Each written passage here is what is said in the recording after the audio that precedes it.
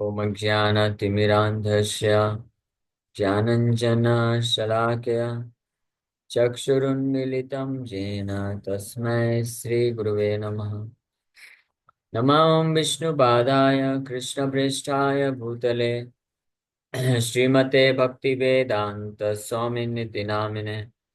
नमस्ते सारस्वते देवे गौरवाणी प्रचारिणे निर्विशेषा शून्यवादी पाश्चात्य देशतारिणे। नमो महावदन्याय कृष्ण प्रेम प्रदायते कृष्णाय कृष्ण चैतन्य नामने गौरतुसे नमः। जय श्री कृष्ण चैतन्य प्रभु नित्यानंदा श्री अद्वैत गदाधर श्रीवासादि गौर भक्त वृंदा। हरे कृष्णा कृष्णा कृष्णा हरे हरे, हरे राम राम राम हरे हरे। हरे कृष्णा। सो आप सभी भक्तों का हार्दिक स्वागत है आज के हरिनाम चिंतामणि के चर्चा में। सो हम लोग चर्चा कर रहे हैं, कल चर्चा किए थे यहाँ तक। सतगुरु पाइया भजिते भजिते भावेर उदय यबे संसार विरक्ति संसार छाड़िया वैरागी हरिवे तबे। वैराग्य आश्रम ग्रहण ते त्यागी पुरुष हाइबे गुरु तहारा चरण सीखिबे विराग गुरु शिक्षा कल्पतरु। दीक्षा शिक्षा भेदे गुरु दु प्रकार उभय समान मान अरे पीबे सुजन परमार्थ धन अनायास यदि चाना। कृष्ण नाम मंत्र देन दीक्षा गुरु शिक्षा गुरु तत्वदाता वैष्णव सकल शिक्षा गुरु हना सर्व शुभ भजनीयता। सो गुरु, यह तीसरा नाम अपराध के बारे में वर्णन चल रहा है। तीसरा नाम अपराध है गुरु अवज्ञा। गुरु के आदेशों का उल्लंघन करना, ये एक महान नाम अपराध है जिसको करने से व्यक्ति भगवान की भक्ति से दूर चला जाता है। सो कृष्ण नाम, तो कई दो प्रकार के गुरु बताए गए हैं। कृष्ण नाम मंत्र देना दीक्षा गुरु, जो दीक्षा गुरु होते हैं कृष्ण नाम मंत्र प्रदान करते हैं। और शिक्षा गुरु तत्वदाता, कृष्ण तत्व के बारे में जो हमको शिक्षा देते हैं वो शिक्षा गुरु कहलाते हैं। और दोनों ही गुरु को समान रूप से स्वीकार करना चाहिए और एक समान दृष्टि से देखना चाहिए। और ऐसे और जो भी वैष्णव होते हैं, वैष्णव सकल शिक्षा गुरु होना, सभी वैष्णव शिक्षा गुरु के लिए क्वालिफाइड योग्य है योग्य है। और सर्व शुभ भजन ईता, every Vaishnava thus becomes the father of others good fortune। तो यहाँ तक हम लोग कल चर्चा करें। संप्रदायर आदि गुरुर शिक्षा अवलंबन करिया आचरण करिबे। The spiritual master follows the teachings of the first spiritual master in the संप्रदाय disciplic success।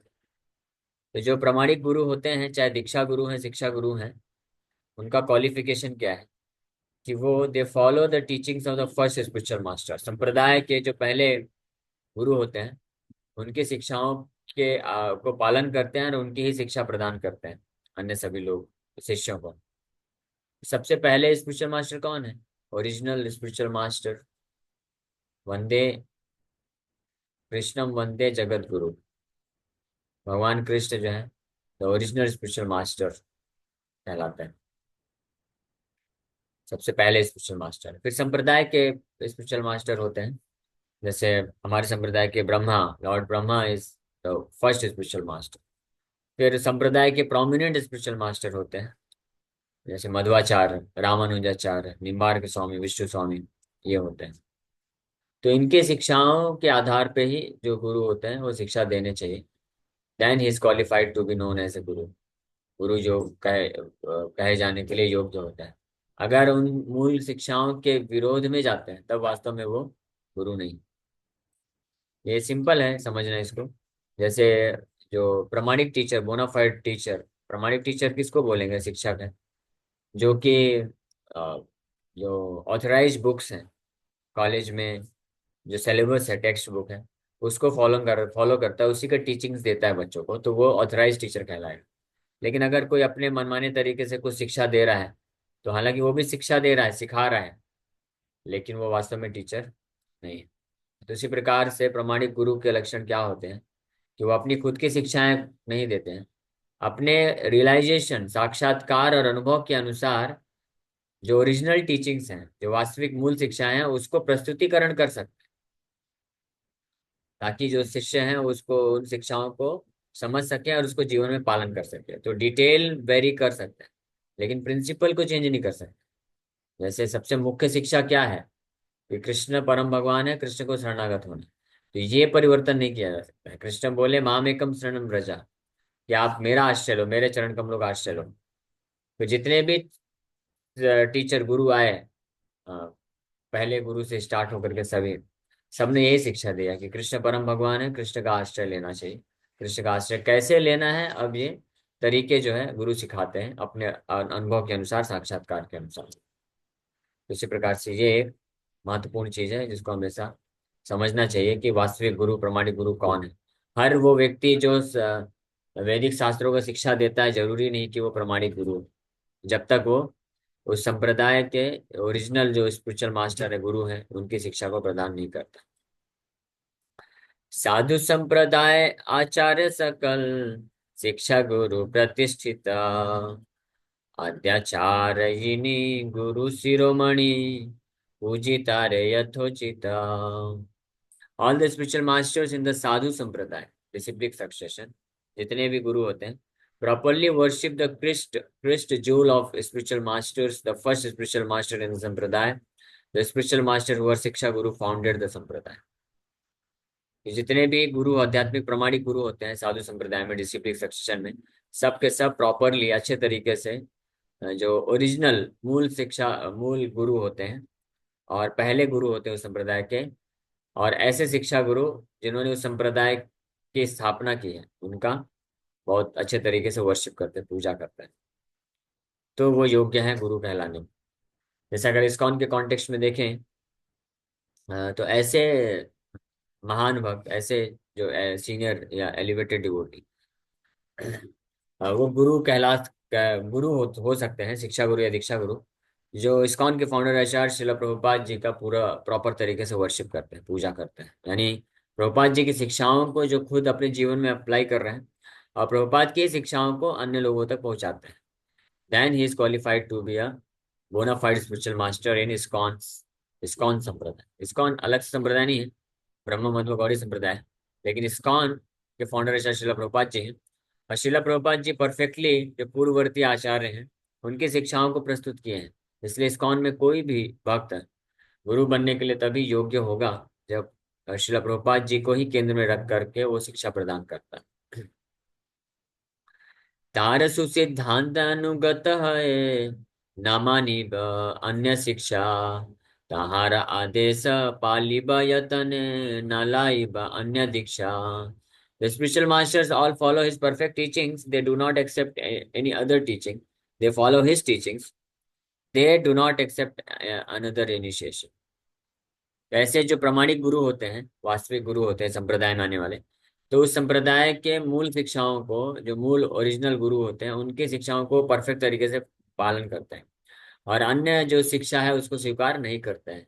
हाँ, मायावाद हो गया, कर्मकांड हो गया, समाजवाद हो गया, भौतिकतावाद हो गया, शून्यवाद हो गया, निर्विशेषवाद हो गया, ये सब वादों के विवादों में नहीं पड़ते हो। उनका एक क्लियर कट अंडरस्टैंडिंग होता है कि वैष्णव सिद्धांत पे वो पूरी तरह से फिक्सअप होते हैं। शाब्दे परे च निष्णातम, ब्रह्मणे च उपवश्रयम्, तस्मात् गुरुम प्रपद्येता जिज्ञासु श्रेय उत्तमा। भगवान कृष्ण ये भागवत में बताते हैं कि जिज्ञासु श्रेय उत्तमा, जिसको अपना वास्तविक लाभ, अल्टीमेट गुड जो चाहता है व्यक्ति, वास्तविक लाभ चाहता है जीवन में, तो उसको क्या करना चाहिए? तस्मात् गुरुम प्रपद्येता, उसको एक प्रमाणिक गुरु का आश्रय लेना चाहिए। फिर गुरु का क्वालिफिकेशन भी बताते हैं, शाब्दे परे च निष्णातम। शाब्दे मतलब शिक्षाएं, जो संप्रदाय की शिक्षाएं हैं उसमें निष्णातम, उसमें परे, उसमें डेडिकेटेड, समर्पित हैं ऐसे प्रमाणिक गुरु, समर्पित होने चाहिए, और उन शिक्षाओं पे एक्सपर्ट होने चाहिए। वैष्णव सिद्धांत पूरा तरह से क्लियर होना चाहिए, तत्व का मिसअंडरस्टैंडिंग नहीं होना चाहिए। हाँ। और साथ ही साथ में ब्रह्मणे च उपशमाश्रयम, जो समाश्रयम पूर्ण रूप से भगवान कृष्ण का आश्रय लिए, then he is qualified to be a bona fide spiritual master. तब वो पूर्ण प्रामाणिक गुरु बनने के योग्य हैं। और फिर ऐसे जो गुरु होते हैं वो अन्य किसी संप्रदाय में दीक्षा नहीं लेते हैं, अन्य किसी जो अपसंप्रदाय हैं उनकी शिक्षाओं को पालन नहीं करते हैं। संप्रदाय गुरु वर्ण करा कर्तव्या, one should accept spiritual master in the sampradaya. संप्रदाय गुरु गण शिक्षा गुरु जानी, अन्य मत पंडित तेरा शिक्षा नहीं मानी।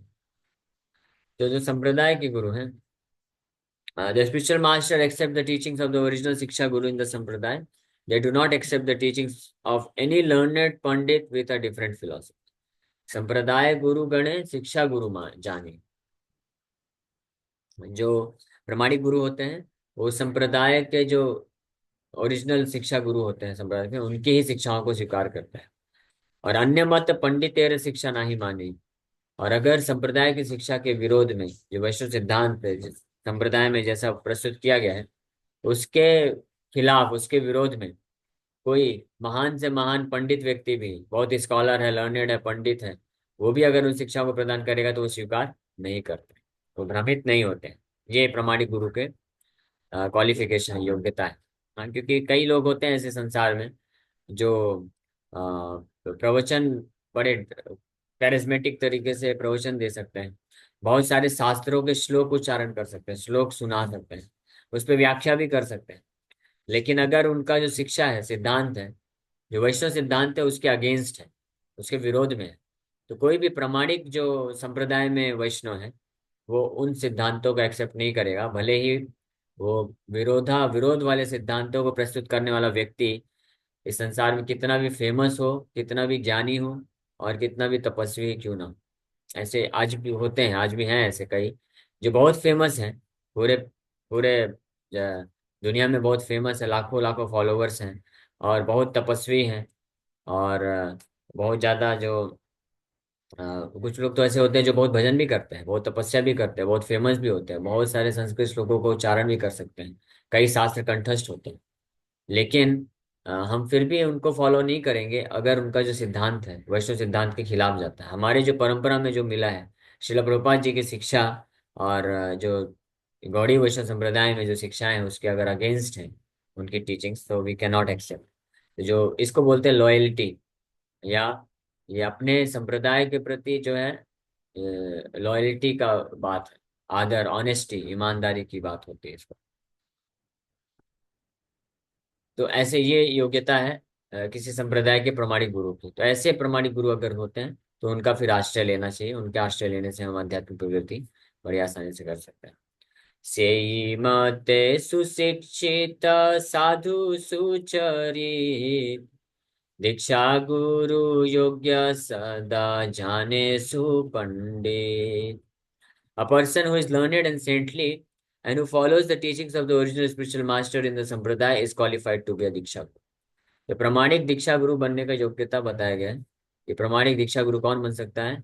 जो व्यक्ति, जो भक्त ज्ञानी है, लर्नेड है, शास्त्र मतलब शास्त्र की शिक्षा को जानता है, सेंटली है यानी साधु है, साधु मतलब उसका व्यवहार, उसका आचरण जो है उचित है, शास्त्र के अनुसार है, और साथ ही साथ में जो ओरिजिनल गुरु हैं, मूल गुरु हैं, उनके संप्रदाय के जो मूल ओरिजिनल स्पेशल मास्टर है उनकी शिक्षाओं को वो पालन करता है। तो ऐसा ऐसा जो भक्त होता है वो दीक्षा गुरु बनने के योग्य होता है, और ऐसे दीक्षा गुरु से फिर जो दीक्षा लेते हैं वो भी आध्यात्मिक प्रगति बड़ी आसानी से कर सकते हैं। मायावादीर निकट कृष्ण मंत्र लाइले, परमार्थ है ना। By accepting a Krishna mantra from a Mayavadi, one does not attain the greatest treasure। ये भी एक क्लियर कट इंस्ट्रक्शन है कि अगर कोई मायावादी व्यक्ति से, जो बाहर तरीके से ये घोषणा करता हो कि वो वैष्णव है, लेकिन संप्रदाय की शिक्षाओं को, जो वास्तविक संप्रदाय है उनकी शिक्षाओं को पालन नहीं करता है, ओरिजिनल स्पिरिचुअल मास्टर जो लाइन है, परंपरा में है, उनके टीचिंग्स, उनकी शिक्षाओं के विरोध में जाकर के अपना खुद का कुछ मंत्र देता है और या खुद की जो शिक्षाएं देता है, तो ऐसे व्यक्ति को, ऐसे जो व्यक्ति होते हैं उसको मायावादी में गणना करते हैं। और ऐसे व्यक्ति से कृष्ण मंत्र भी अगर कोई प्राप्त किया तो भी वो सफल नहीं होने वाला है आध्यात्मिक मार्ग में। ये भी बहुत जरूरी है। ये जो संप्रदाय की शिक्षाएं हैं और संप्रदाय में जो मंत्र आ रहे हैं वही मंत्र प्रदान करना चाहिए। ऐसा हुआ है। हाँ, गौड़ी वैष्णव संप्रदाय में भी ऐसे कितने ही अपसंप्रदाय निकले हैं, जिसमें कुछ लोग जो है गोस्वामी बने, दीक्षा गुरु बने, शिक्षा गुरु बने, और बड़े लर्नेड हुए, बहुत संस्कृत, बहुत प्रवचन दिए, बहुत फॉलोवर्स भी हुए उनके, फेमस हुए। लेकिन उन्होंने श्री चैतन्य महाप्रभु की शिक्षाओं को परिवर्तित कर दिया, मंत्र भी चेंज कर दिया। श्री चैतन्य महाप्रभु हरे कृष्ण महामंत्र शिक्षा दिए, लेकिन कुछ लोग कालांतर में जा करके ऐसे अपसंप्रदाय बने, आउल बाउल करता बाजी गौरांग नागरी। हाँ, अलग अलग ऐसे 13 अपसंप्रदाय तो शिला भक्ति सिद्धांत ठाकुर अपने रहते रहते उसका खंडन किए, विनाश किए। और ऐसे अनेकों ऐसे बन जाते हैं समय समय पर। जैसे ये कोई आश्चर्यचकित करने वाली बात नहीं है, ये भौतिक जगत है ही ऐसा, कलयुग ऐसा ही है। जैसे खेत में जब धान की फसल बोते हैं, तो धान का एक पौधा रहता है छोटा सा, आसपास बहुत सारे अलग अलग प्रकार के खरपतवार उग जाते हैं। तो उन खरपतवार को उखाड़ के फेंकना जरूरी है, तब धान को असली पोषण मिलेगा। उसी प्रकार से इस समाज में, स्पेशली कलयुग में, ये दुर्दशा होती है। जो वास्तविक संप्रदाय शिक्षाएं होती हैं, उसके साथ साथ कई बार जो ऐसे क्रीपर्स, खरपतवार जो है उगने लग जाते हैं, जो मूल रूप में दिखने में तो ऐसे दिखते हैं, लेकिन होते नहीं, क्योंकि शिक्षाएं जो है पालन नहीं करता है। हाँ, तो ऐसे कुछ संप्रदाय, अपसंप्रदाय उनको बोला जाता है, क्रीपर्स बोला जाता है, खरपतवार, जिनका जिनमें दीक्षा लेने से व्यक्ति जो है आध्यात्मिक जीवन में कभी सफल नहीं हो सकता है, क्योंकि वो जो ओरिजिनल परंपरा आ रही है, रिसिप्लिक सक्सेशन, प्रामाणिक संप्रदाय, उसके शिक्षाओं को और मंत्र को चेंज कर देते हैं। So we should stick to the same teachings और सेम मंत्र, हरे कृष्ण महामंत्र। निताई गौर भज राधे श्याम, ये सब मंत्र नहीं। श्रील भक्ति ठाकुर के टाइम पे एक ऐसे गोस्वामी बाबा जी महाराज हुए, वो इस मंत्र को इंट्रोड्यूस किए थे। भज निताई गौर राधे श्याम, हरे कृष्णा हरे राम। इस मंत्र का जप वो अपने शिष्यों को करने के लिए देते हैं। शिला भक्ति जयंती ठाकुर पूरी तरीके से इसका अपोजिशन किया, अपोज किए, और उसका खंडन किया, और शास्त्र के प्रमाण, शास्त्र से प्रमाणित करते हुए और उसका विरोध किए। तो ये एक महत्वपूर्ण चीज है। तो प्रमाणिक गुरु जो होते हैं, वो कुछ चेंज नहीं करते, परिवर्तन नहीं करते हैं। ऐसा नहीं कि हरे कृष्ण महामंत्र कई सैकड़ों साल से चल रहा है, अभी पता नहीं काम करेगा कि नहीं करेगा, इसमें दो चार नाम और डाल देते हैं, चेंज कर देते हैं। हरे कृष्ण मंत्र में जो है गोविंद का नाम, माधव नाम भी डाल देते हैं, कुछ कुछ ऐसे डाल देते हैं। That is not accepted. और स्पेशली अगर कोई मायावाद विचारधारा से है, तो ऐसे व्यक्ति से भी मंत्र दीक्षा नहीं लेना चाहिए। मायावादी मते ठाके कृष्ण मंत्र लय, तारा परमार्थ लाभ कभू नाही हाय। By accepting a Krishna mantra from a Mayavadi, one does not attain the greatest treasure. Krishna मंत्र मायावादी से लेगा तो कभी उसको परमार्थ की प्राप्ति नहीं होगी। शुद्ध भक्त व्यतीत अन्य के गुरु करीबे ना। One should not accept a spiritual master who is not a pure devotee। ये भी एक इंस्ट्रक्शन है कि व्यक्ति को जो आध्यात्मिक जीवन में वास्तव में प्रगति करना चाहता है, स्पिरिचुअल एडवांसमेंट करना चाहता है, तो उसको किसी शुद्ध भक्त को ही अपने दीक्षा गुरु, शिक्षा गुरु के रूप में स्वीकार करना चाहिए। अन्यथा वो प्रगति, स्पिरिचुअल एडवांसमेंट नहीं कर पाएगा। ये अन्याय सीखे ये शिक्षा दे यार, उभाए न रखे आए न पाए उद्धार। A person who teaches a philosophy opposed to the truth, and a person who accepts that untrue philosophy, both go to hell, they are not delivered। ऐसा व्यक्ति जो वास्तविक सत्य है, वास्तविक जो सिद्धांत है, उसके खिलाफ कुछ अन्य सिद्धांत को सिखाता है लोगों को, और ऐसे शिष्य जो ऐसे गुरु से दीक्षा लेकर के ऐसे शिक्षाओं को प्राप्त करते हैं, ये दोनों जो है नरक जाते हैं, और दोनों में से किसी का उद्धार नहीं होता है। उभय, उभय मतलब दोनों, उभय नरके आए न पाए उद्धार। इसमें कोई ये नहीं बोल सकता है कि अभी शिष्य की क्या गलती, उसको तो बेचारे को, वो तो गया था भगवान की शिक्षा लेने के लिए, लेकिन उसको गलत शिक्षा दे दिया, मायावाद शिक्षा दे दिया, तो उसको क्यों नरक में जाना। नहीं, उसको भी जाना पड़ेगा, क्योंकि उसका भी रिस्पॉन्सिबिलिटी है, उसको चेक करना चाहिए था। शास्त्र में कभी ये नहीं बोला गया है कि ब्लाइंडली आंख बंद करके किसी गुरु को स्वीकार कर लिया जाए, कहीं पे ऐसा वर्णन नहीं। ये साइंटिफिक है, साइंस है। जस्ट लाइक आप जब कोई व्यक्ति बीमार होता है, तो ऐसे थोड़ी ना कि कोई भी गली में, किसी भी रोड में किसी ने क्लिनिक खोल लिया है और लिख दिया है फलाना फलाना डॉक्टर फलाना फलाना सिंह, तो उसके पास जा करके दवाई ले लेंगे। नहीं नहीं, तो मरीज का रिस्पॉन्सिबिलिटी है ना, अंधविश्वास नहीं रख सकता ना। आंख बंद करके किसी भी डॉक्टर के पास नहीं जा सकता है। उसको चेक करना पड़ेगा कि ये जो डॉक्टर ट्रीटमेंट दे रहा है ऑथराइज है कि नहीं है, इसकी मेडिसिन काम करती है कि नहीं करती है, ये सब चेक करते हैं ना। तो जब हम डॉक्टर के पास जाते हैं तो इलाज के लिए, तो हम चेक करते हैं कि डॉक्टर प्रामाणिक है कि नहीं है, उसका मेडिसिन काम करता है कि नहीं है, कितना एक्सपीरियंस्ड है। हाँ, जब हम स्कूल कॉलेज में एडमिशन लेते हैं तो वहाँ पे भी चेक करते हैं कि ये स्कूल कॉलेज कितना ऑथराइज है, और कितना यहाँ पे इसके जो टीचर्स है प्रोफेसर से अच्छे से पढ़ाते हैं नहीं पढ़ाते हैं, कितना एक्सपीरियंस है उनको, और इसका क्या कैंपस प्लेसमेंट वगैरह है, ये सब चेक करते हैं। तो फिर जब दीक्षा गुरु शिक्षा गुरु की बात आती है आध्यात्मिक जीवन में, तो फिर क्यों नहीं चेक करना चाहिए? वहां पे भी तो रिस्पॉन्सिबिलिटी है ना। उसमें भी तो कोई ढोंगी व्यक्ति आ सकता है ना। जैसे जब कोई ढोंगी डॉक्टर बन सकता है, ढोंगी टीचर बन सकता है स्कूल कॉलेज में, ये ढोंगी फर्जी कॉल, पूरा का पूरा कॉलेज भी फर्जी होता है। आज से कुछ साल पहले एक ऐसा निकला था न्यूज कि ऐसे 45-50 यूनिवर्सिटीज को पूरी तरह से शट डाउन कर दिया गया, बैन कर दिया गया, क्योंकि वो अनऑथराइज तरीके से केवल बिल्डिंग खड़ा करके अपना स्कूल कॉलेज दुकान चालू कर दिए थे और पैसे कमा रहे थे। उनकी डिग्री भी फर्जी, टीचर्स भी फर्जी, सब फर्जी। बाद में गवर्नमेंट को पता चला तो बैन कर दिया पूरी तरीके से। तो ऐसा भी हो जाता है, सोचिए कि पूरी की पूरी कॉलेज और यूनिवर्सिटी फर्जी निकल जाती है, तो उसको रिजेक्ट कर देना चाहिए। तो इसी प्रकार से आध्यात्मिक जीवन में भी अगर कोई प्रामाणिक गुरु नहीं है, योग्य गुरु नहीं है, तो उससे दीक्षा और शिक्षा नहीं लेना चाहिए। ये केवल ये नहीं देखना चाहिए कि वो कितना फेमस है। फेमस तो इस संसार में कोई भी बन जाता है, फेमस कौन नहीं है? जो थर्ड क्लास लोग होते हैं, गलत गलत काम करते हैं, वो भी फेमस है। कितने सारे बॉलीवुड एक्टर एक्ट्रेस कितने फेमस है, इसका मतलब थोड़ी ना वो सेंटली हो गए। और कितने सारे प्रोस्टिट्यूट्स होते हैं, वो कितने फेमस होते हैं। कितने सारे ऐसे पॉलिटिशियन होते हैं, वो फेमस होते हैं। कितने सारे जो इस प्रकार के न्यूज देते हैं, अलग अलग ब्रेकिंग न्यूज के नाम पे, केवल पैसे कमाने के लिए अपना मसाला लगा के करते हैं, वो भी कितने फेमस होते हैं। Millions and millions of follow उनके सब्सक्राइबर्स होते हैं, व्यूज होते हैं। तो केवल फेमस के ऊपर जाएंगे तो फिर खत्म हो जाएगा। One should look after the genuine devotion to the lord. वास्तविक रूप में भगवान के प्रति जिसके भक्ति है, जो प्रामाणिक संप्रदाय से या प्रामाणिक शिक्षाओं को प्रदान करता है, तो ये साइंटिफिक तरीके से समझना चाहिए, सुनना चाहिए, फिर एक्सेप्ट करना चाहिए।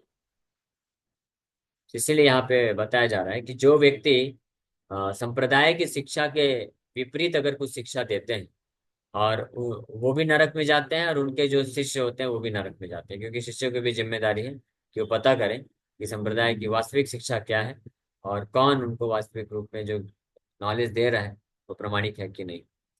Ignorance is not an excuse. अज्ञानता जो है बहाना नहीं बन सकता है किसी व्यक्ति को जो है उसका रिजल्ट प्राप्त करने से, दुख भोगने से। जैसे किसी व्यक्ति को नहीं पता है कि ये खाने से मेरा शरीर खराब होगा, वो खाएगा तो भी फिर भी शरीर खराब होगा। बच्चे को नहीं पता रहता है कि अग्नि में हाथ डालेंगे तो जलेगा, लेकिन अगर अग्नि में हाथ डालेगा तो जल जाएगा।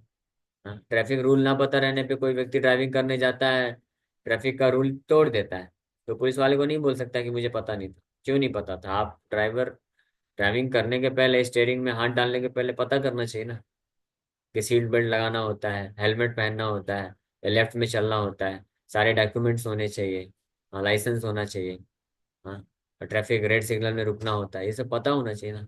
नहीं पता है तो आपने हाँ स्टीयरिंग में हाथ क्यों डाला? तो सिंपल सा बात है, तो इसमें कोई वैसा कोई नहीं बोल सकता है। शुद्ध भक्ति छाड़ी ये सीखी लेना बात, ताहारा जीवन मात्र वाद विसंवाद।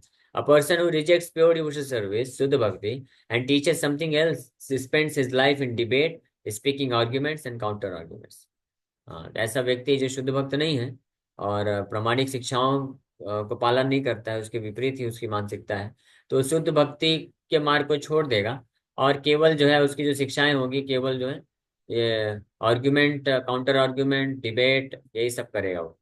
और अन्य कोई चीजें की वार्तालाप करेगा, धर्म गुरु बन के बैठेगा, लेकिन एक बार भी अपने प्रवचन में ये जोर नहीं देगा कि कृष्ण के चरण कमलों का आश्रय लेना चाहिए, कृष्ण के नाम का जप करना चाहिए।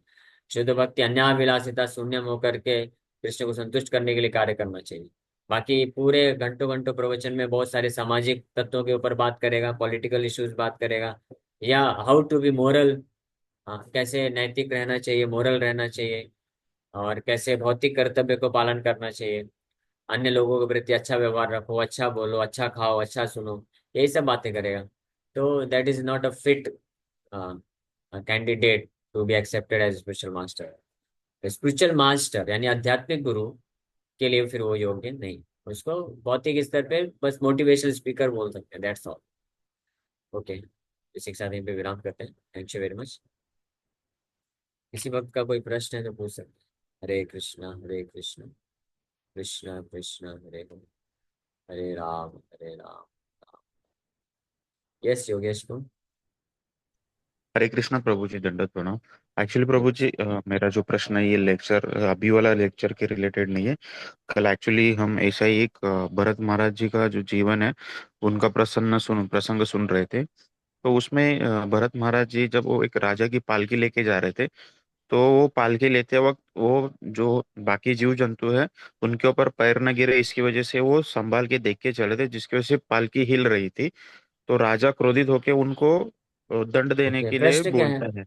आपका प्रश्न पूछिए, प्रश्न मुझे ये मालूम है स्टोरी।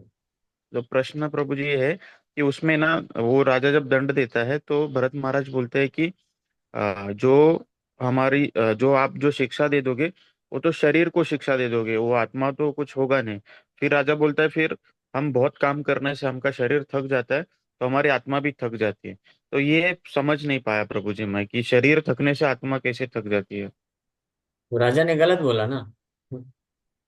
राजा ने जो आर्गुमेंट दिया वो गलत है। जड़ भरत जो शिक्षा दे रहे हैं उसको स्वीकार करिए, वो सही बोल रहे हैं। तो हमारे लाइफ में प्रभु जी जैसे हम बहुत काम करते थक जाते, तो ऐसा लगता है कि अभी रेस्ट करने की जरूरत है। तो ये रेस्ट शरीर के लिए है या आत्मा शरीर के के लिए लिए प्रभु? है, आत्मा के लिए नहीं है। आत्मा कभी नहीं थकता है। आत्मा तो छोड़िए, मन भी कभी नहीं थकता है।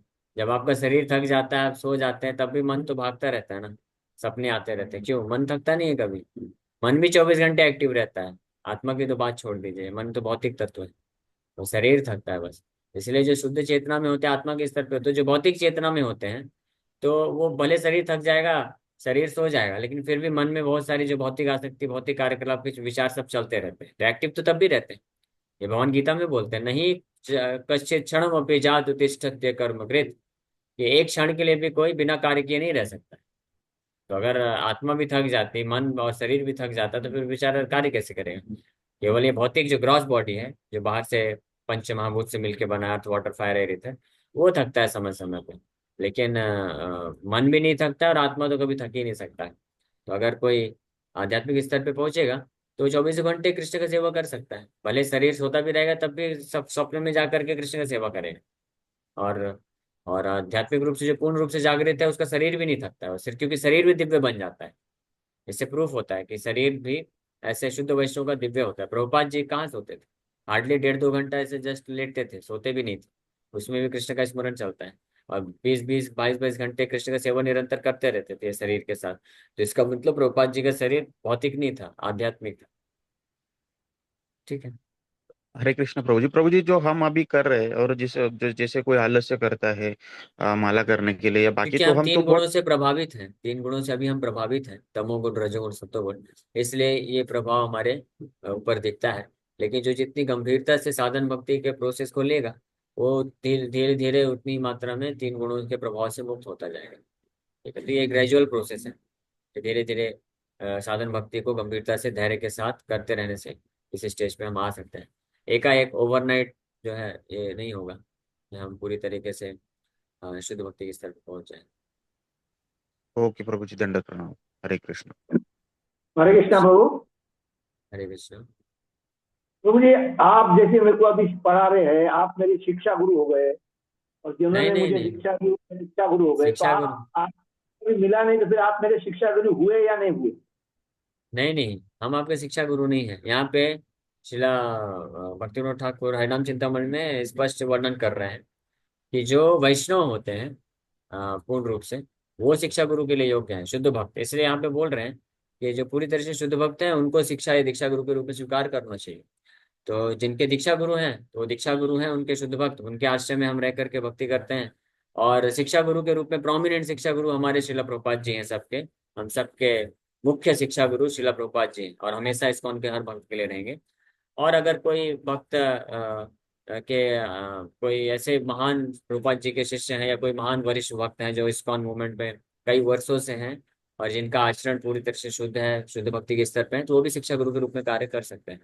हम लोग बस प्रयास करते हैं एज ए काउंसलर और मेंटर, हम प्रभुपाद जी की शिक्षाओं को प्रस्तुत करने का प्रयास करते हैं अपने खुद के लाभ के लिए और आप तक भी कृष्ण प्रभुपाद जी की शिक्षाओं को पहुंचाने का। ठीक है, ओके। एक प्रश्न है चैट प्रभु जी बॉक्स वो में। प्रश्न है। यस दीपिका मोहतनी। हाँ प्रभु जी, अगर हम बच्चों को समझो भगवत गीता का पाठ सिखाते हैं तो कोई गलत नहीं है ना, मगर हम किसी के अंडर नहीं, अभी हम आपसे सीख रहे हैं, अगर मुझे हम किसी को सिखा रहे हैं अपने हिसाब से तो कुछ गलत नहीं है ना। नहीं, गलत नहीं है, आप सिखा सकते हैं। बस लेकिन उसमें ये ध्यान हम्म, रखना चाहिए कि हम जो शिक्षा प्राप्त करते हैं उन्हीं शिक्षाओं को हम्म। बच्चों तक पहुंचाएं और उनको इस तरह से पहुंचाएं कि वो उतना जिस तरीके से समझ सके। अब सिर्फ हमें पाठ ही सिखाना है, जो स्तोत्र का पठन ही करना है, कुछ समझाना नहीं है, बस सिखा हाँ, सकते हैं ना इस तरह से। सिखा सकते हैं बिल्कुल। आप जो सुन रही हैं उसी को सिखाने का प्रयास करिए, अच्छी बात है। हाँ धन्यवाद। हरे कृष्ण, प्रणाम प्रभु जी। तो प्रणाम प्रभु जी। प्रभु हरे जी, फिर कृष्ण। हम एक ये ऐसे हरे कृष्ण प्रभु जी, तो जो हम कहते हैं हमें किसी के निर्देशन में भक्ति करनी चाहिए, तो इस बात को हम कैसे समझे?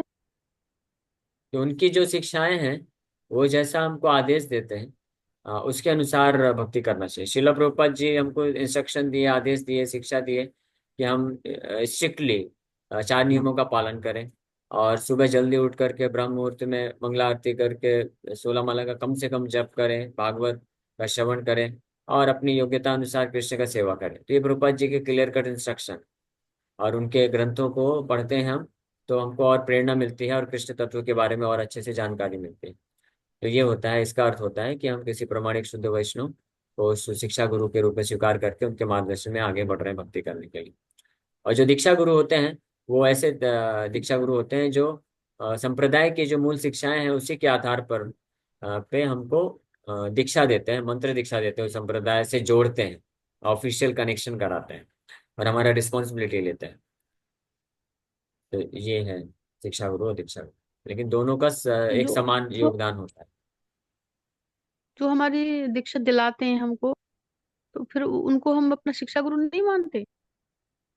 नहीं, शिक्षा गुरु जो है बहुत हाई पोजीशन होती है। जो हमको दीक्षा दिलवाते हैं वो हमारे वरिष्ठ वरिष्ठ वैष्णव होते हैं, तो उनको हमको पूरा रिस्पेक्ट करना चाहिए और उनके आश्रय में रह करके हमको सेवा में लगना चाहिए। वो हमको, क्योंकि वो एक्सपीरियंस्ड हैं, वो खुद कई साल से दीक्षा गुरु शिक्षा गुरु के अंडर में रह करके सेवा कर रहे हैं, तो उनको मालूम है कि किस किस प्रकार की सेवाएं होती है, तो हमको सेवा करने में मदद करते हैं, तो हेल्प कर सकते हैं। हाँ, या बड़े भाई होते हैं ना, बड़ा भाई होता है या स्कूल में बड़े जैसे बच्चे होते हैं 6, 7, 8, 9, 10th के, तो जो बड़े सीनियर बच्चे होते हैं 11, 12 के बच्चे होते हैं, तो अपने छोटे जो क्लास के बच्चे हैं उनको थोड़ा गाइड करते हैं कि इस प्रकार से आप तैयारी करो।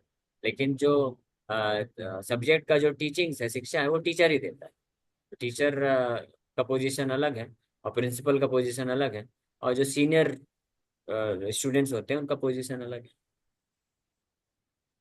तो हमको हर किसी जिससे जहां से हेल्प मिल जाए वो हेल्प लेकर के, मूल उद्देश्य है कि हमको कृष्ण की शुद्ध भक्ति में आगे बढ़ना है। तो प्रिंसिपल तो बहुत दूर है, हम हर बार प्रिंसिपल के पास नहीं जा सकते, हर बार टीचर के पास भी नहीं जा सकते। तो इसलिए जो सीनियर स्टूडेंट होते हैं तो कई बार उनसे भी हम जाके पूछ लेते हैं कि भाई आप इसको सॉल्व कर दीजिए, टीचर ने तो बताया था, कॉन्सेप्ट तो क्लियर है, लेकिन फिर मैं यहाँ पे फंस रहा हूँ, या आप थोड़ा मदद करिए कि कैसे मैं और टेस्ट को सॉल्व करूँ। तो इस प्रकार सीनियर स्टूडेंट फिर गाइड करते हैं क्योंकि वो उस स्टेज को क्रॉस करके निकल गए। तो इसी प्रकार से सीनियर जो वैष्णव हैं इस्कॉन में, वो हमको इस प्रकार से गाइड कर सकते हैं, सेवा में लगा सकते हैं। और शिक्षा गुरु शिला प्रभुपाद जी हैं प्रोमिनेंट, और दीक्षा गुरु ऐसे वरिष्ठ वैष्णव होते हैं जिन्होंने कई डिकेड्स अपना इस्कॉन में पूरा समर्पण के भाव से प्रभुपाद जी की सेवा में दिए हैं, तो हमारा ऑफिशियल कनेक्शन कराते हैं। तो ओके। वैसे आप बोले थे हम डायरेक्ट कृष्ण का चिंतन, कृष्ण का क्या करते हैं, आश्रय नहीं ले सकते, हम अनंत जो शेष जी हैं उनके द्वारा हम उनका ले सकते हैं आश्रय। तो ये इसको हम कैसे समझे प्रभु? तो हमें आप भगवान तो डायरेक्ट बोल रहे हैं ना कृष्ण उसमें गीता में कि मेरे को नमस्कार करो, मेरा चिंतन करो, मेरे रूप का, मेरे गुण का, उनका यस वर्णन, यस। उनका वो करो। तो तो हमारे आध्यात्मिक मन में गुरु, तो मतलब कृष्ण का ही का होना चाहिए ना, यस कृष्ण का क्योंकि ही हमारे होना चाहिए। तो गुरु का रोल भी यही है ना, शिक्षा गुरु दीक्षा गुरु, इनका कार्य भी है, रिस्पॉन्सिबिलिटी भी यही है कि भगवान जो गीता में आदेश दिए मन मना मत भक्तो, वो कैसे कराया जाए। अब हमेशा कृष्ण का चिंतन, हमेशा कृष्ण को प्रणाम सेवा कैसे कराया जाए। तो इसके लिए फिर जो दीक्षा गुरु शिक्षा गुरु होते हैं वो ऐसा योजना बनाते हैं, ऐसा मार्गदर्शन देते हैं, प्रेरणा देते हैं, शिक्षा देते हैं, कृष्ण तत्वों की शिक्षा देते हैं, और ऐसे सेवाएं जनरेट करते हैं ताकि हम कृष्ण के इंस्ट्रक्शन को फॉलो कर सकें। तो करना तो अल्टीमेटली कृष्ण का ही सेवा है, कृष्ण का ही ध्यान, कृष्ण का स्मरण करना है, कृष्ण को के प्रति प्रेम विकसित करना है। तो गुरु जो होते हैं वो हमको मदद करते हैं इस तरीके से, इसलिए गुरु का बहुत महत्वपूर्ण योगदान है। जी जी प्रभु जी, जैसे मैंने ये बताया था हमारी जो क्लास होती है माताओं की, कि जैसे वो पंडित जी होते हैं ना, कि वो भी शादी करा देते हैं, उसका इतने रोल होता है ताकि फिर उनको सेवा करनी होती है अपनी फैमिली की, अपने पति की, लड़की को। तो वैसे ही हमारे जो जो कृष्ण भगवान है, हमें उनका चिंतन, उनका सेवा, उनकी आरती ये सब करना चाहिए, और शिक्षा हमें जैसे बताते हैं हमारे हाँ, आचार्य, यस यस, वैसा फॉलो रोल करना वैसा ही चाहिए। है। ये एग्जाम्पल सही है क्या ये? ये एग्जाम्पल सही है, रोल वैसा ही है कुछ हद तक, कि जो है पति पत्नी का विवाह कराते हैं आप, जो पंडित होते हैं। लेकिन जो आध्यात्मिक जीवन में जो आध्यात्मिक गुरु हमारा कृष्ण के साथ संबंध स्थापित करवाते हैं, तो उनका रोल बस संबंध बन गया कृष्ण के साथ, वहां पे खत्म नहीं हो जाता। यहाँ पे तो विवाह के बाद पंडित जी का संबंध खत्म हो गया, पंडित जी अपने घर में, हम अपने घर में। लेकिन आध्यात्मिक गुरु खुद जो है कृष्ण के साथ दिव्य संबंध में स्थित होते हैं, और वो हमको भी मदद करते हैं कृष्ण के साथ हमारा वापस जो खोया हुआ संबंध है स्थापित करते हैं। इसलिए हम इटरनली सनातन रूप से ऐसे आध्यात्मिक गुरु के प्रति हमेशा आभारी रहते हैं, और उनके चरण कमलों में हम अपने आप को हमेशा एक तुच्छ दास बना के ही रखते हैं। प्रहलाद महाराज के यही भाव था। नारद मुनि की कृपा से उनको भगवान नरसिंह देव के चरण कमलों में आश्रय तो मिल गया, लेकिन भगवान नरसिंह देव को वो बोलते हैं कि तब भृत्य सेवाम, मैं आपके जो सेवक है नारद मुनि, उनकी सेवा को कैसे छोड़ सकता हूँ, मैं उनका नित्य सनातन दास हूँ। तो ये वैष्णव सिद्धांत है। अगर कोई बस ये सोचेगा कि गुरु की कृपा से कृष्ण मिल गए इसलिए गुरु को रिजेक्ट कर दें, तो मायावाद हो जाएगा। मायावादी लोग ऐसे करते हैं, वो गुरु को भूल जाते हैं। लेकिन वैष्णव मतलब जन्मे जन्मे से ही प्रभु, दिव्य ज्ञान हृदय प्रकाशित हो, जिन जो हमको कृष्ण के प्रति भक्ति प्रदान किए हैं, वो हमारे इस जन्म में नहीं, आप हमेशा हर जन्म में हमारे मास्टर हैं, स्वामी हैं, मैं उनका दास हूँ, मैं सेवक हूँ। तो ये वैष्णव सिद्धांत। हाँ, वो तो हम जैसे हमारे भगवान को ही पहले, भगवान जी से पहले हम गुरु को प्रणाम करते हैं, अपना प्रणाम भी गुरु के माध्यम से भेजते हैं, भोग लगाते तब भी गुरु के माध्यम से भेजते हैं। वो तो है, पर कई प्रभु जी हम इस माताएं ना बहुत मिसगाइड हो जाती हैं हमारे, मैंने बहुत देखा है ऐसे। जो मैं जैसे हमें प्रीचिंग उसके लिए बुक डिस्कशन के ले जाए, तो उन्हीं के ही चेप हो जाती हैं, उन्हीं का ही चिंतन, उन्हीं का ही बात, उन्हीं का ही रूप उनका। तो मैंने उनको बोला तुम ऐसे मतलब भगवान का चिंतन, भगवान का बात करो, ये थोड़ा तुम शिक्षा नहीं में नहीं, लगा रहे हैं, पर ये गलत है वो ऐसे तो। हाँ वो गलत है, वो गलत है। इसलिए हम लोग चर्चा कर रहे हैं ना, रामाचार्य हरिदास ठाकुर स्पष्ट या भक्तिनाथ ठाकुर वर्णन कर रहे हैं कि जो भी गुरु का रोल लेते हैं, शिक्षा गुरु दीक्षा गुरु या कोई भी काउंसिल मेंटर भी फॉर दैट मैटर, तो उनका जिम्मेदारी है कि जो ओरिजिनल शिक्षा है, ओरिजिनल जो गुरु हैं उनके शिक्षा के अनुसार ही शिक्षा देना है। अगर कोई उस शिक्षा के अनुसार नहीं दे रहा है तो फिर ऐसे गुरु को त्याग देना चाहिए। तो इस्कॉन में वही प्रमाणिक ऑथराइज प्रीचर है या ऑथराइज गुरु बन सकता है जो श्रील प्रभुपाद जी की शिक्षाओं के आधार पर शिक्षा प्रदान करता है। अब प्रभुपाद जी हम सबको क्या शिक्षा दिए हैं? सरेंडर टू कृष्णा, कृष्ण को समर्पण करो, कृष्ण का चिंतन करो, कृष्ण का सेवा करो, कृष्ण को ही एकमात्र अपना जो है हितैषी मानो, स्वामी मानो। ये प्रभुपाद जी की शिक्षा है, इसलिए प्रभुपाद जी प्रामाणिक गुरु हैं। और इसलिए तो प्रामाणिक गुरु हमको हमेशा यही शिक्षा देते हैं कि कृष्ण का सेवा करना है। लेकिन जो शिष्य होते हैं वो कृष्ण का तो सेवा करेंगे, लेकिन गुरु के माध्यम से करेंगे, गुरु का सेवा करेंगे और गुरु का चिंतन करेंगे। तो ऐसे गुरु का अगर कोई चिंतन भी करता है ना, तो वो कृष्ण का चिंतन करने के बराबर फल मिलेगा, बल्कि उससे ज्यादा फल प्राप्त कर लेगा। तो आप प्रभुपाद जी का अगर चिंतन करेंगे, प्रभुपाद जी की शिक्षाओं पे मेडिटेट करेंगे, प्रभुपाद आप जो भी सेवा हम करेंगे ये समझ करके प्रभुपाद जी की सेवा है, तो निश्चित रूप से कृष्ण की कृपा को हम प्राप्त करेंगे, कृष्ण के धाम को प्राप्त करेंगे। ठीक है? लेकिन कभी भी गुरु ऐसा शिक्षा नहीं देते हैं कि आप कृष्ण को छोड़ करके मेरा चिंतन करो, मेरा सेवा करो। हाँ प्रभु जी, जैसे आपने तो बिल्कुल क्लियर ही कर दिया ना एकदम से, भाई हमें प्रभुपाद जी की सेवा करनी है, प्रभुपाद जी का गुणों को यस, धारण करना, जैसे उन्होंने भगवान को सेवा किया। लेकिन हम हमें ऐसे देखा ना, वो गुरु के, उनके शिक्षा गुरु के कपड़े धोना, उनके घर के कार्य करना, तो मेरा बड़ा कंफ्यूजन से हो जाता है ये, मतलब माता है ना, छोड़ के अपना घर पर आके वो ठीक है शिक्षा ठीक गुरु है। के उसमें लग गई। तो ओके, अभी मुझे समय हो बड़ा गया है। अजीब सा लगता है ये सब। ठीक है प्रभु जी, धन्यवाद, थैंक यू, आपने बिल्कुल क्लियर ही कर दिया ये शिक्षा गुरु का। बड़ा हरे मेरे कृष्ण। दिमाग में बहुत वो था, शिक्षा गुरु को किसको शिक्षा गुरु कहें। हरे